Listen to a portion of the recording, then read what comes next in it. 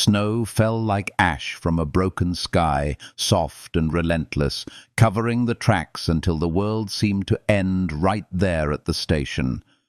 The wind carried a voice that no one else could hear, brushing against Hazel's cheek as though whispering her name, reminding her of everything she had lost and everything she no longer dared to hope for. She stood beneath the warped wooden roof of the platform, clutching her thin shawl tighter, trembling not just from the bitter air, but from the weight of rejection still burning in her chest. The train was gone, along with the promise of a new beginning. A letter had spoken of love, of safety, of belonging. Yet when she arrived, her fiancé's family looked at her with eyes that judged more than they welcomed. One glance at her worn dress, one whispered word from his mother, "No," and the future she had clung to shattered like glass in her hands. He tipped his hat, lips forming a silent apology, and followed them back onto the train. Not once did he meet her eyes. Not once did he reach out to keep her. Alone, surrounded by swirling white and silence, Hazel felt the weight of the world pressing down, cruel and indifferent. She could almost hear the voices of the town that had whispered about her family, the cruel murmur of superstition after her brother's death in the mines, the way people said she carried shadows with her. Now, abandoned in the storm, those words clung tighter than the cold. Yet somewhere in her chest, beneath layers of grief, a small ember refused to die, whispering that even in brokenness there might still be something left to hold on to. The station master's voice broke through the storm, not unkind, but heavy with pity.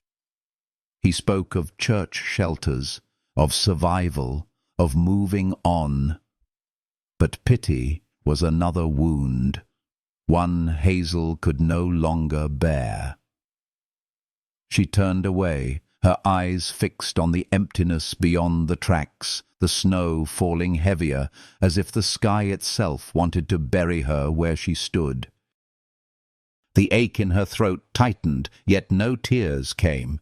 She had cried too long, too often, until even sorrow had grown tired. Then came the sound that changed everything. A rhythm, steady and slow, hooves pressing into snow like the heartbeat of the earth itself. She lifted her eyes and saw him emerging through the veil of white, a man astride a dark horse, broad as the mountain cliffs, moving as if storms had no power to touch him. His coat flung open, snow melting against his bare chest, dark hair falling beneath the brim of his hat. He rode without hurry, without fear, and when his gaze found hers, it was not pity that looked back, not judgment, only quiet recognition, as though he had been searching for her all along. Sawyer Ridge. The name hung in the cold air, spoken by the station master, half as warning, half as prayer. A man of silence, of the wild, of a solitude so deep it frightened most who crossed his path. But to Hazel, in that moment, he was something else entirely, the first proof that she had not vanished into nothing, the first spark of healing warmth in weeks of endless cold. He dismounted with calm certainty, boots crunching into snow. His eyes lingered on her, steady and unflinching, and in that silence she felt the storm itself pause, waiting. "You're coming with me," he said at last, his voice low, carrying no command, only the soft weight of a promise. The words struck her deeper than any vow could have, because they were not dressed in charm or lies.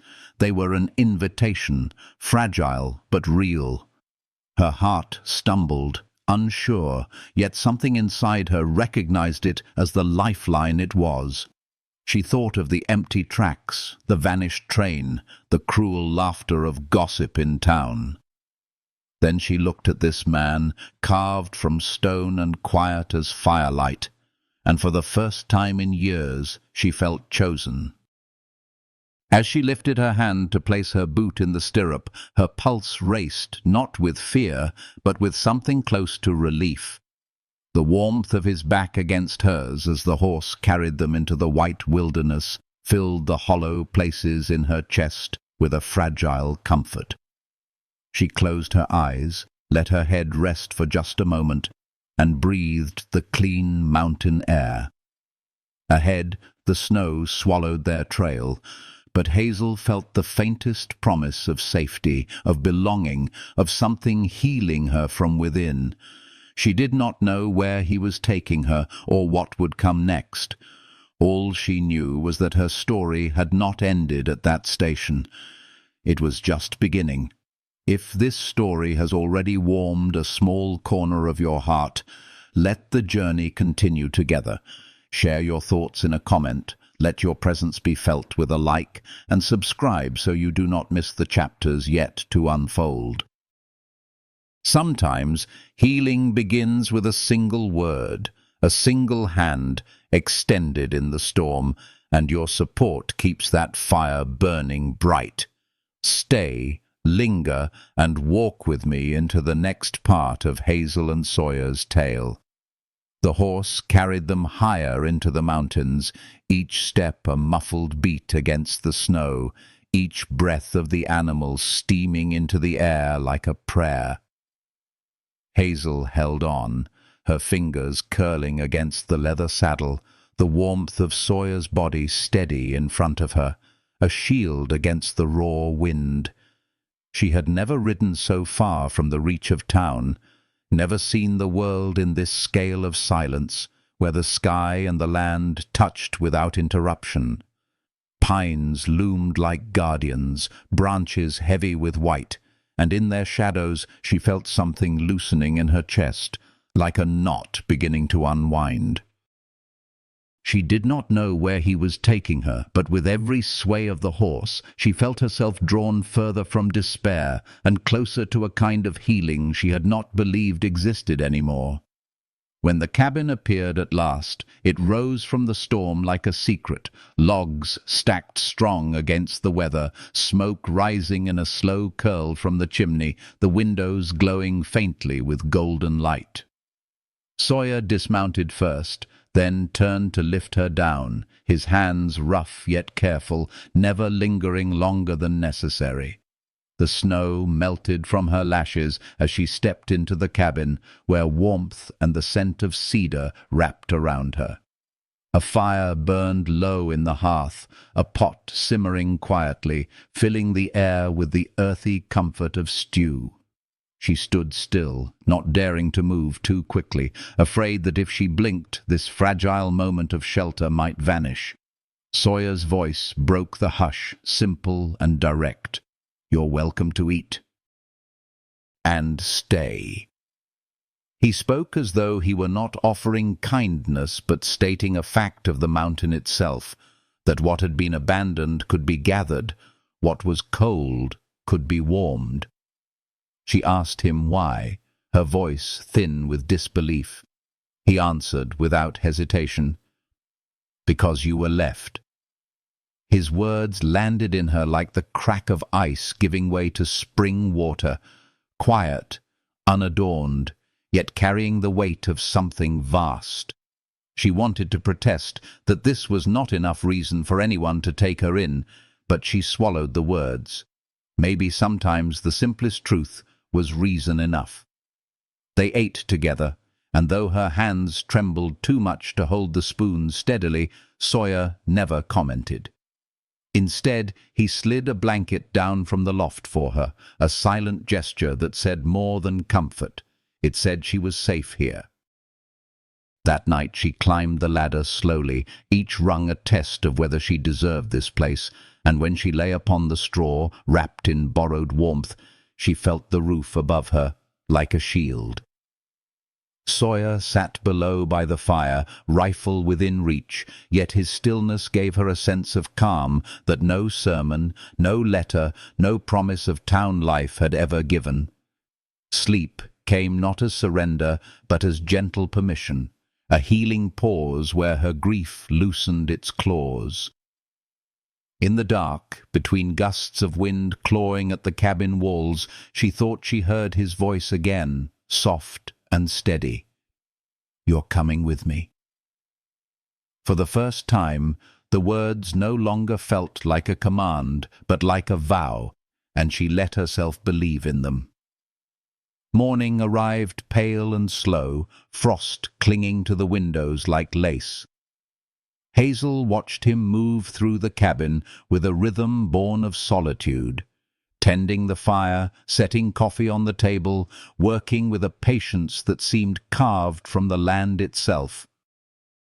His scars caught the light when he bent to stir the pot, pale reminders of battles fought alone, yet his silence was not empty. It was steady, grounding, like the hush of snow blanketing the world outside. Hazel descended the ladder, her bare feet brushing cold wood, and when he slid a steaming mug across to her, she felt the first thaw of something gentle rising within. They stepped outside together into the brilliance of the morning. The storm had cleared, leaving a silence so pure it seemed to cleanse the air itself. Snow stretched over the land like a healing blanket, untouched and luminous. The horses shifted in the barn, their breath rising like mist. Sawyer placed tools in her hands without instruction, trusting her to find her way. She split wood clumsily at first, her palms stinging, but she did not stop. He worked beside her, repairing a hinge, his presence a quiet reassurance. When she finally managed a clean strike through the log, he offered a small nod. It was not praise but recognition, and somehow it filled her more deeply than any words of admiration could have. Inside, when blood from a splinter trailed down her wrist, Sawyer caught her hand before she even noticed. His touch was steady, unhurried, as he cleaned the wound and wrapped it in cloth. His hands were rough, but the care within them was steady, anchoring, and in that moment Hazel realized how long it had been since anyone had touched her without judgment. She whispered her thanks, and his gaze held hers longer than before, something unspoken moving between them like the quiet warmth of the fire. Evening came with footsteps on the porch. A neighbor, Mrs. Cray, entered without knocking, bearing flour and herbs. Hazel stiffened, the familiar weight of judgment heavy in the woman's eyes. Gossip hovered like frost in the corners of her words, but before it could take root, Sawyer's presence filled the room, calm yet unyielding.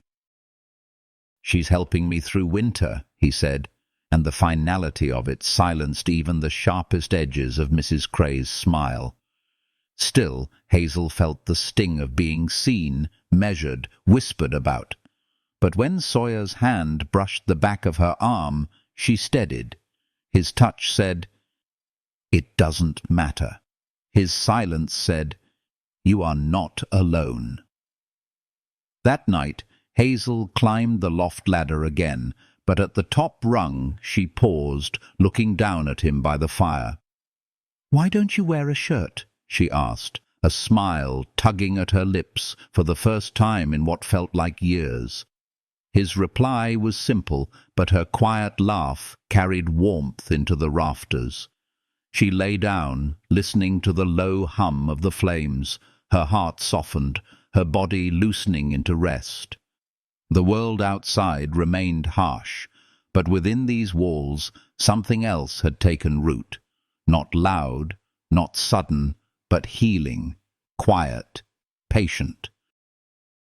And so the days unfolded, not with drama, but with rhythm, each task a brick laid in the foundation of trust, each silence carrying more meaning than spoken vows. Hazel did not ask to stay, and Sawyer never asked her to leave. Their bond formed like spring beneath snow, slow, steady, inevitable. In the hush of the mountains, healing began to bloom. The morning light stretched longer across the pines as days passed, and with each one Hazel found herself changing in ways she had not thought possible. At first her hands blistered, and her muscles ached from work she was not born to, but the rhythm of the chores slowly softened the ache, shaping her into someone steadier. She learned to carry water from the well, to split logs without flinching, to brush down the horses with movements so gentle they leaned into her touch. Sawyer never gave her orders, never raised his voice. He simply placed tools in her hands and let her discover her own strength.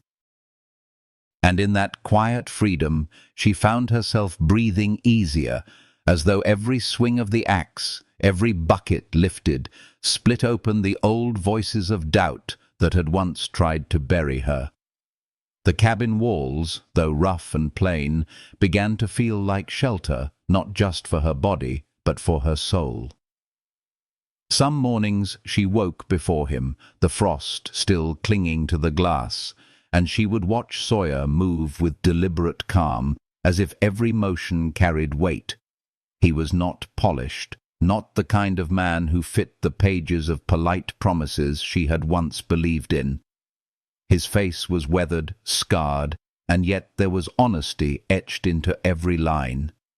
She found herself tracing those lines in her mind even when she looked away, as if each scar told a story not of ruin, but of survival. She realized then that healing did not always come wrapped in beauty. Sometimes it came dressed in the raw edges of a life endured and carried with strength. It was on a day when the snow softened under a hesitant sun that Sawyer placed a small wooden box on the windowsill. Hazel leaned closer, curious, and found inside it pale seedlings reaching weakly toward the light. Their leaves trembled, fragile but determined. "They're theirs," he said simply, nodding toward the forest.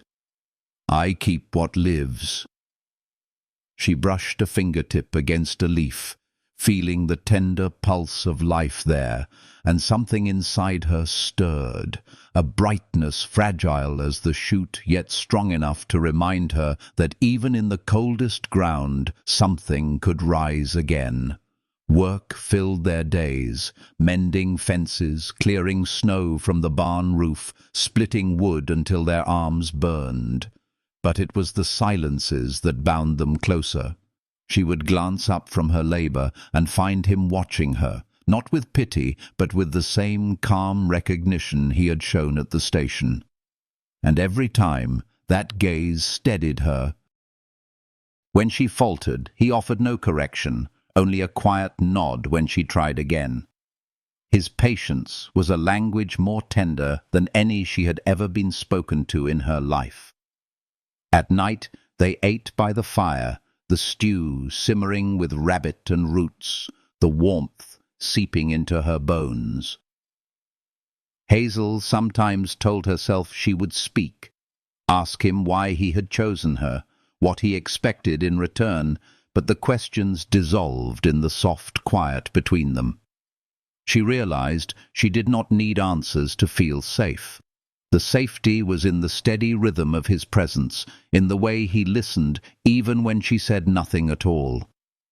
One evening, as the firelight danced, she found herself confessing in a voice nearly lost to the crackle of wood. "They said I carried bad luck. After the mine, after my brother." Her hands twisted together, the shame still raw even as she spoke it. Sawyer stirred the fire, sparks rising into the dark. "Truth and gossip sound the same to people who don't look close," he said at last. "But I've looked close enough." His words fell into her like a balm, healing not with sweetness, but with a weight that told her he believed what he said. She blinked at him through the shimmer of unshed tears, realizing how long it had been since anyone had seen her as more than a shadow of grief. When she climbed to the loft that night, she lingered at the top rung, looking down at him by the fire. The wind howled against the cabin walls, yet inside the glow of embers cast him in shades of amber and gold.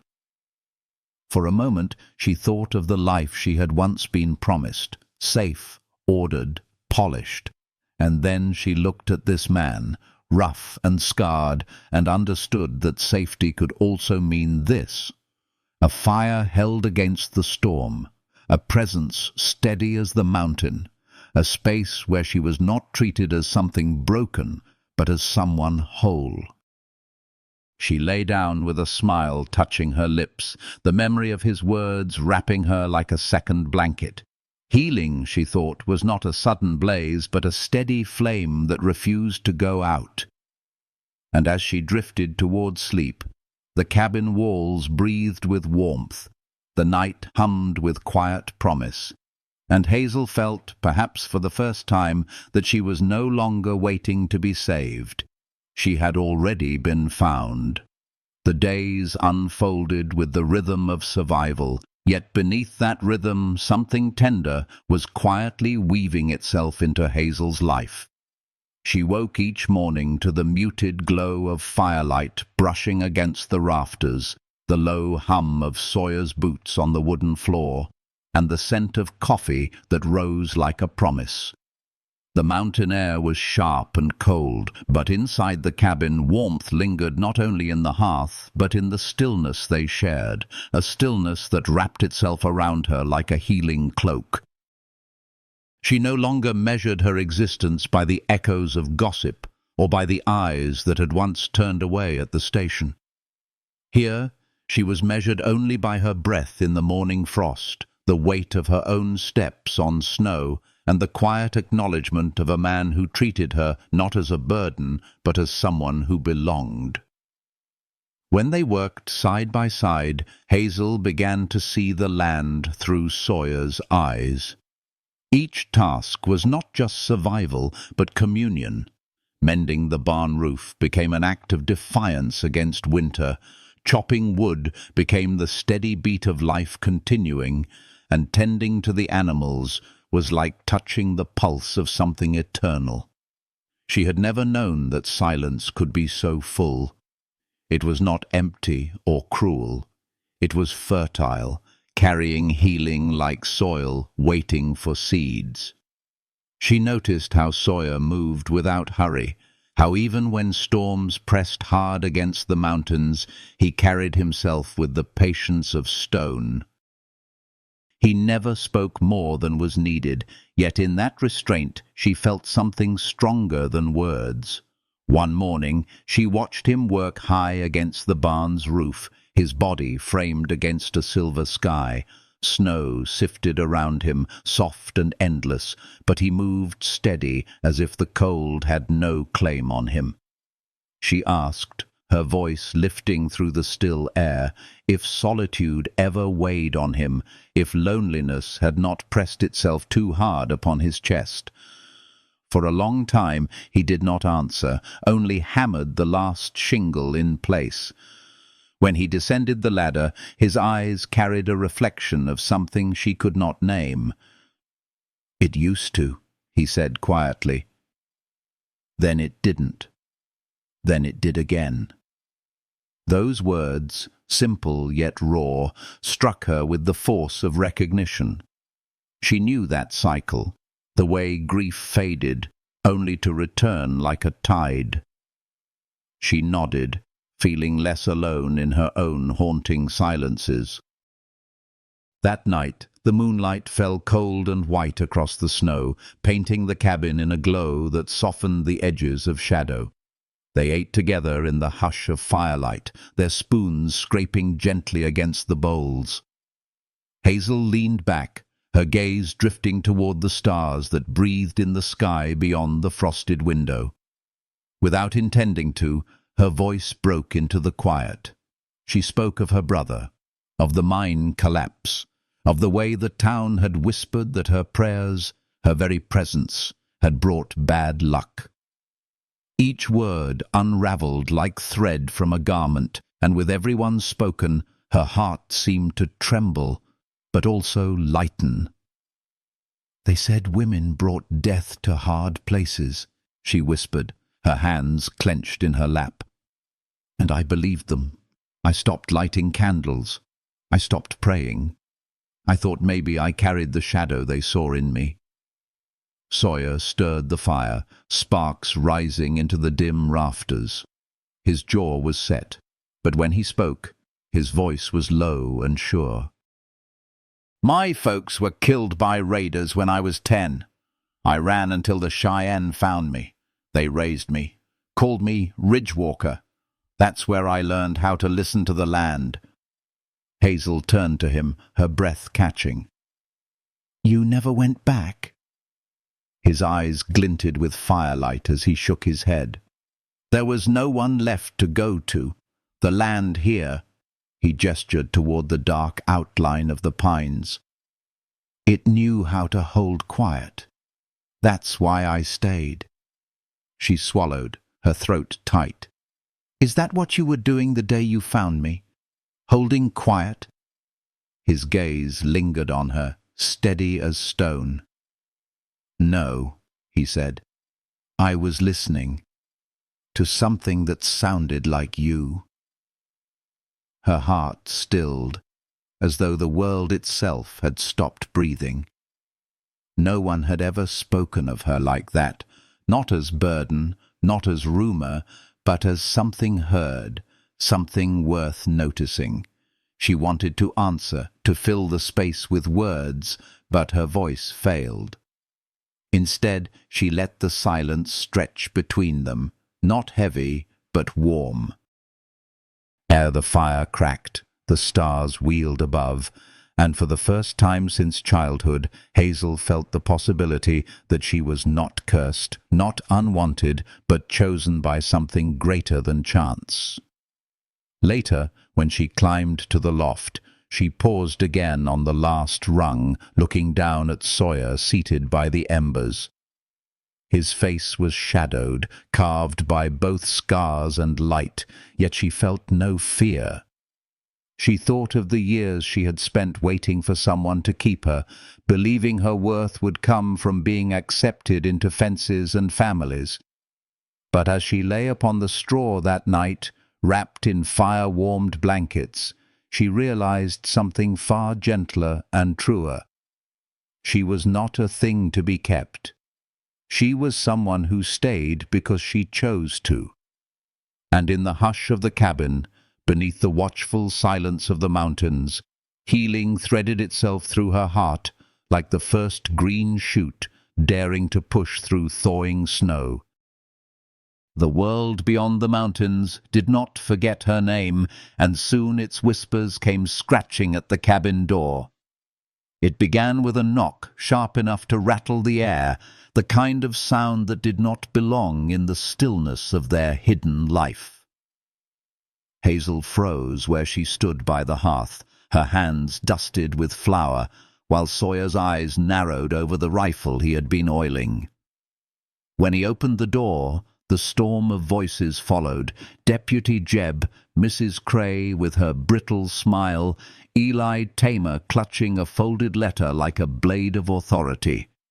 Their faces carried the judgment of the town, their words dressed as concern, but sharpened with suspicion. Hazel stepped forward when they called her the girl, a word that shrank her spirit, that tried to drag her back into the smallness she had fought so long to leave behind. Her voice, quiet but unwavering, answered them. "I wasn't taken. I came." The silence that followed was heavier than snow, yet she did not falter. For too long she had allowed whispers to chain her, but in that moment she discovered a strength rooted deeper than fear. Mrs. Cray's eyes softened, though her silence still cut. Eli offered the preacher's letter as if salvation could be folded into paper, but Hazel did not reach for it. She remembered the pews where she had once sat, hands clenched in prayer, while the same people whispered that she carried misfortune like a disease. Now, standing in Sawyer's cabin, warmed by a fire she had tended herself, she no longer trembled under their gaze. Sawyer's voice rose behind her, steady and deep, like thunder rolling through the pines. "She stays if she wants. The mountains don't answer to men with pens." There was no need for more. His certainty wrapped around her like armor, yet it did not silence her own. She spoke again, softer now, but the words were iron. "I'm not afraid of gossip anymore. The truth doesn't need defending. It only needs time." When the door closed behind them, Hazel stood in the hush of their absence, her chest heaving. Shame did not follow this time. Instead, she felt the warmth of release, as if she had set down a weight carried too long. Sawyer placed the rifle aside and looked at her as though she had said exactly what needed to be said. "You didn't say too much," he told her. "You said enough." And in those words she felt healing run deeper than any sermon could offer, a balm not of scripture but of trust. That evening, as the bread rose golden in the oven, she confessed what lingered inside her heart. "You've never asked me why I stayed," she said, her eyes fixed on the fire.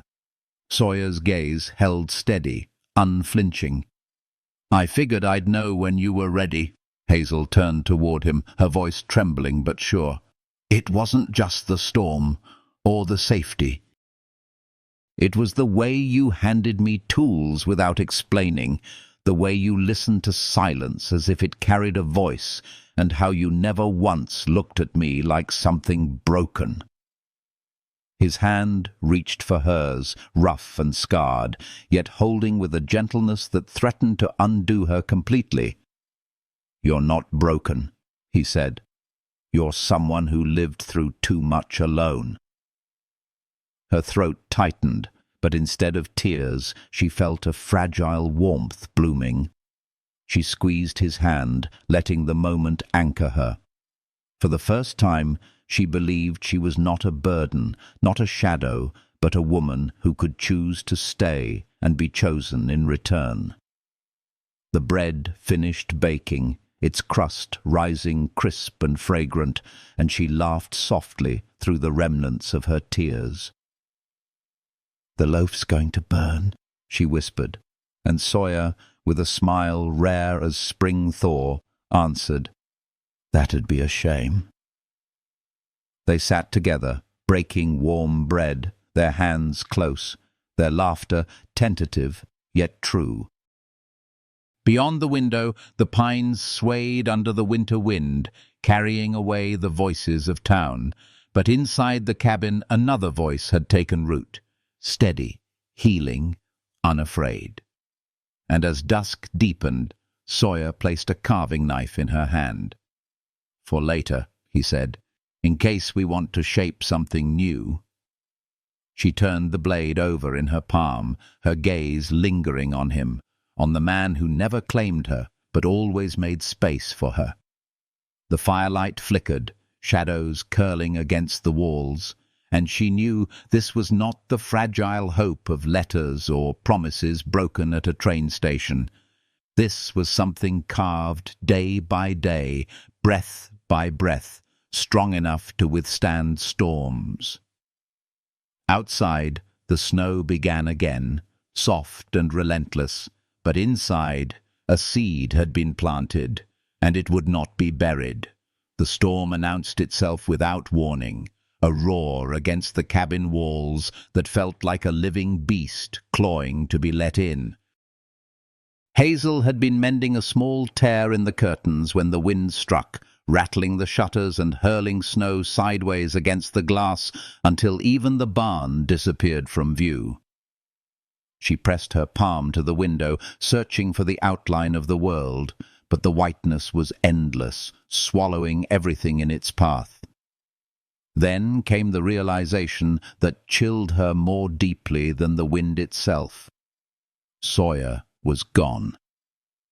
He had gone to check the eastern fence before the kettle had begun to boil, and that was more than an hour ago.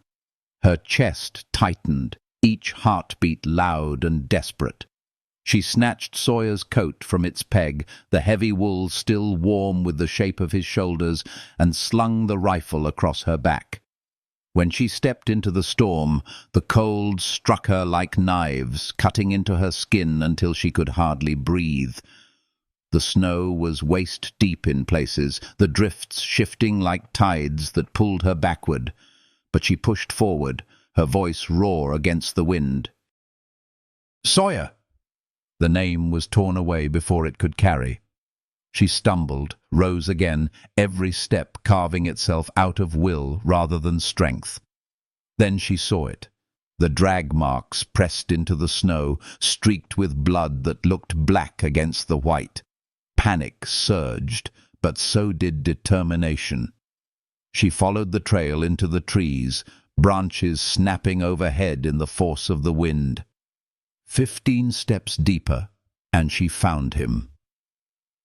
Sawyer lay pinned beneath a fallen pine, one leg trapped, blood seeping fast into the frozen earth. His face was pale, his jaw tight, yet when he saw her, he tried to smile. "Told that fence to wait till spring," he muttered, voice cracked with pain. Hazel dropped to her knees beside him, snow soaking through her dress, her breath ragged. "Why didn't you call for me?" she demanded. Tears stinging through the cold froze them before they could fall. His eyes flickered with stubbornness. "Didn't want you in this." She shook her head fiercely, gripping the trunk with raw hands. "You don't get to decide that. You found me when I had nothing left. I won't leave you now." Her voice broke, but carried through the storm like a vow. She dug her fingers into the frozen bark, her palms bleeding as she clawed at snow and ice to loosen the weight. Her body screamed against the effort, but still she fought. She wedged a branch beneath the trunk, braced her feet, and pressed with all the strength grief and love could conjure. The tree shifted, groaning against the snow. Sawyer cried out, but she did not stop. She pushed harder, screaming with the effort, until the wood lifted just enough for him to drag himself free. His weight collapsed into her arms, heavy as stone, but she bore it, her shoulders burning, her heart blazing. Step by step, breath by breath, she carried him through the storm. The wind howled, the snow bit deep, yet she did not yield. The memory of the station, of the train pulling away, flashed through her mind, how it had felt to be left behind, unwanted. But now she knew what it meant to stay, to fight for someone with every shred of herself. By the time the cabin appeared, dim through the blur of white, her body was near breaking, yet her spirit only strengthened. She dragged him inside, kicked the door shut against the storm, and collapsed beside him on the wooden floor.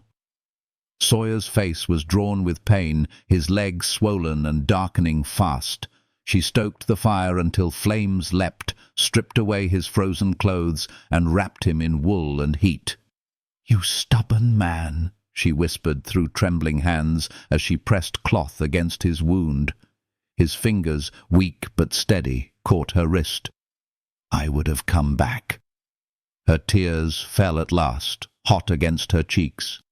"I know, but I couldn't wait again. Not this time." The night roared outside, but the cabin became a sanctuary of firelight and breath. Hazel sat by him, tending, watching, refusing sleep. Every flicker of his eyelids, every shallow breath, she matched with her own, willing him to stay. Dawn came pale and slow, curling gold through the frost at the windows, and with it Sawyer's voice, hoarse but sure. "You're still here." She took his hand, her answer firm as the rising sun. "I'll always be." He turned his head toward her, eyes heavy with both pain and something softer. From beneath the blanket, he pulled a small carved band of wood, its surface smooth from the touch of his hands. He held it out to her. No preacher, no crowd, just a promise carved in silence. "You don't have to wear it," he whispered. "Just say yes." Her breath broke as she took it, the grain warm against her skin.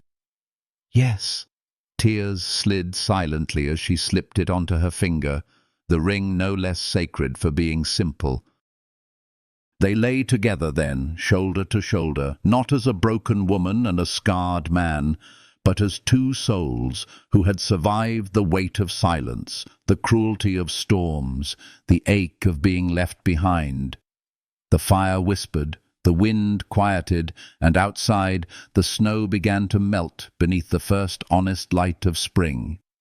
Within the cabin, something deeper than vows had taken root, healing, fierce and gentle, a love steady enough to outlast the mountains. Spring did not arrive all at once. It crept in quietly, like a secret whispered between the mountains and the earth.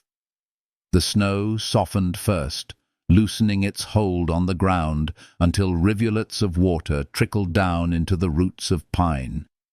Buds appeared shyly at the edges of branches, and birds began to stitch their songs into the mornings once more. Hazel rose each day to this gradual thaw, carrying within her a thaw of her own. She tended to Sawyer's leg with patient care, grinding herbs misses. Cray had left, pressing poultices against bruised flesh, her hands steady even when her heart quivered. Healing was not swift. It was slow, steady, sometimes painful, but each day he grew stronger, and each day she felt the bond between them deepen, not through spoken vows, but through the rhythm of survival shared. When Sawyer finally stood without flinching, leaning only slightly on the wooden crutch he had carved, Hazel felt pride swell within her like sunlight. She remembered the night she had dragged him from the storm, every muscle torn, every breath burning. And now, here he was, alive, walking again, his hand brushing hers when he passed. "You kept me here," he said once, his voice low and certain. She only smiled, not with words, but with the quiet warmth of knowing she had done what her heart demanded. The days lengthened, golden light stretching further into evening. Together they worked to mend what winter had broken, the barn roof, the fences, the seedling box Sawyer kept by the window. Hazel pressed her fingers into the dark soil, planting shoots with careful tenderness, and felt a strange kinship between herself and the fragile green pushing toward the light. She had once thought of herself as ruined, left behind, unwanted. But here, beneath these mountains, she was taking root again. Each sprout was a reminder that life insists on returning, no matter how deep the snow. In quiet hours, they carved side by side, wood shavings curling onto the cabin floor like pale ribbons. Hazel's hands, once clumsy, grew deft under Sawyer's guidance, shaping small birds and flowers, her creations humble but full of care. One evening she carved a candle holder, simple but steady, and placed it on the mantel. Lighting the candle within it, she whispered a prayer she had thought long buried.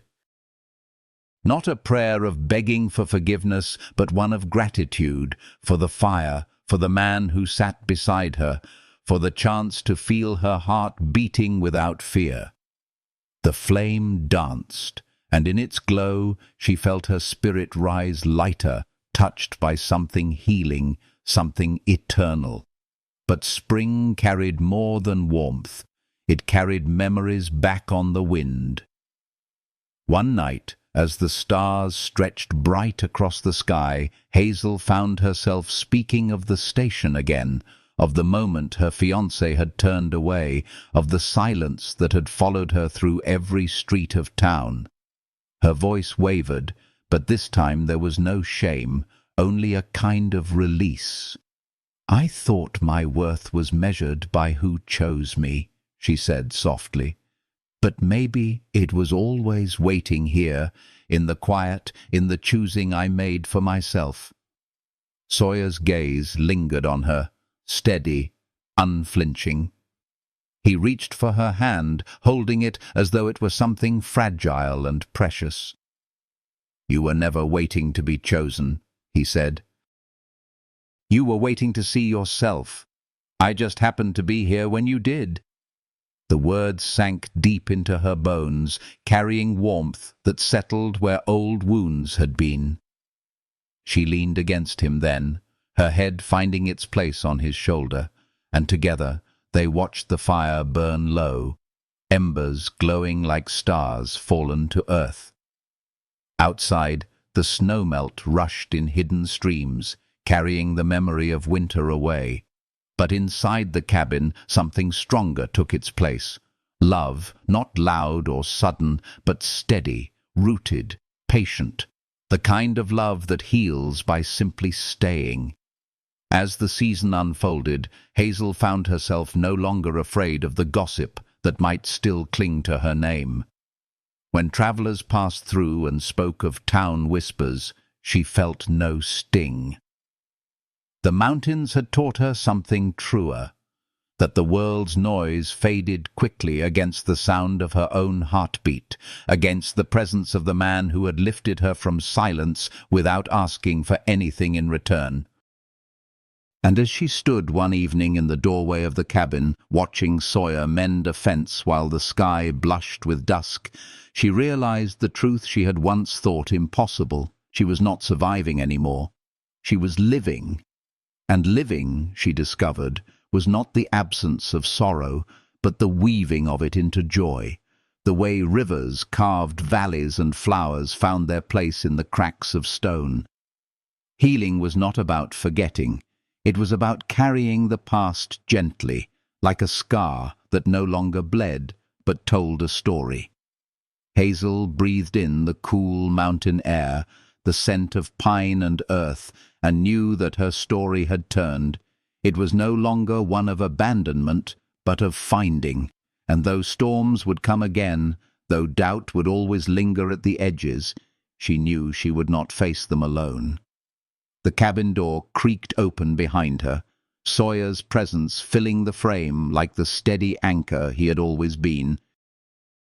He looked at her as though she were both the storm and the calm after it, and without a word she stepped back inside, into the glow of the fire, into the life they were shaping together. The night closed gently around them, carrying silence that was not empty, but full of warmth, of promise, of healing that would keep growing with every dawn. The summer came with a softness that felt almost unreal, as though the mountains themselves had decided to reward their endurance. The snow retreated into rivulets that shimmered through the meadows. The pines stood taller in the gold of long evenings, and wildflowers spread across the slopes like spilled paint from heaven's own brush. Hazel rose with the dawn each day, stepping barefoot onto the cabin's porch, the boards warm beneath her feet, her heart lighter than she remembered it could be. She had once thought of mornings as burdens, another day to endure, another day to silence her own voice, but now they opened like a gift. Beside her, Sawyer moved with the same calm steadiness, his limp fading as the weeks passed, his hands always working, carving, mending, planting. And every evening, when the last light bled into violet and the stars came out like fireflies scattered across the sky, she knew that the life she had stumbled into was not survival anymore. It was love, quiet and vast, a love that healed her piece by piece. Hazel no longer shied away from her past when it pressed against her memory. She could think of her brother without collapsing into grief. She could remember the train station without the sting of shame. What once felt like chains were now simply stories, stitched into her skin but no longer ruling her steps. She found herself humming when she worked, laughter rising unbidden in the afternoons when Sawyer teased her gently for her crooked carvings. He never smiled wide, never laughed loud, but when his lips curved slightly, when his eyes softened, she felt more joy in that moment than in any grand gesture she had ever dreamed of as a girl. Happiness, she discovered, was not thunderous. It was steady as breath, warm as sunlight on skin, healing as spring rain. In the quiet hours, she and Sawyer carved new pieces together, not for survival, but for creation. She shaped birds, small and delicate, while he carved animals with lines strong and sure. Sometimes they carved in silence. Sometimes she told him stories of her childhood, her father's orchard, her brother's laughter echoing through summer fields, and each word felt lighter, as though speaking them aloud allowed her to reclaim them, not as grief, but as memory. Sawyer listened, never interrupting, always steady, as though her words were water flowing into soil. And in return, he spoke of the years he had wandered, the scars left not just on his skin, but within his soul, and she listened in the same way. In that exchange, something deeper than promises bloomed, the knowledge that neither of them was alone in their scars, that together they could make even wounds into something beautiful. The town did not forget them, and gossip returned like restless crows. Yet Hazel no longer trembled at the thought of it. When Mrs. Cray visited again, bringing flour and a bundle of cloth, Hazel welcomed her with warmth, not fear. She spoke with calmness, her voice steady, her eyes unflinching, and even Mrs. Cray, with her sharp silences, left softened. Hazel realized then that true strength was not in shouting down judgment, but in standing whole against it, unashamed, unbroken, simply herself. Healing had given her that. Sawyer's presence had given her that. One evening, as the first stars began to scatter across the sky, Sawyer placed something in her hands. It was not polished, not adorned with jewels, just a wooden carving shaped into a small circle, smoother now than the band he had once offered her during the storm. Hazel held it, her heart swelling, tears rising not from sorrow, but from a fullness she could hardly contain. He looked at her, eyes steady, voice low. No crowd, no preacher, just us. And in that moment she understood that vows spoken in silence were sometimes the truest of all. She slipped the band onto her finger once more, pressing her lips against his rough hand, and felt the earth steady beneath her. They stood together on the porch as night unfurled around them. The sky was alive with stars, the air sweet with pine and summer blossoms. Hazel leaned into Sawyer's side, his arm wrapping around her shoulders, and together they breathed in the world as though it were new. She thought of how far she had come, from the abandoned woman at the station, wrapped in despair, to this moment where love burned steady within her, a fire no storm could ever put out. Healing, she realized, was not only about mending wounds, it was about choosing each day to stay, to love, to begin again, even when the world tried to convince you it wasn't possible. Inside the cabin, the fire glowed low, and the carvings on the mantel cast shadows that danced like silent witnesses. Hazel whispered into the stillness, more to herself than anyone else, "I'm home." And Sawyer, with the quiet certainty that defined him, replied, "You always were."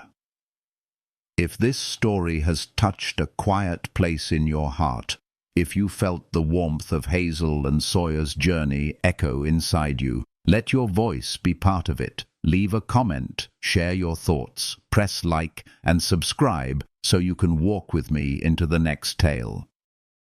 Every gesture you give is a spark that keeps this healing fire alive, and together we can keep weaving stories that bring comfort, love, and light.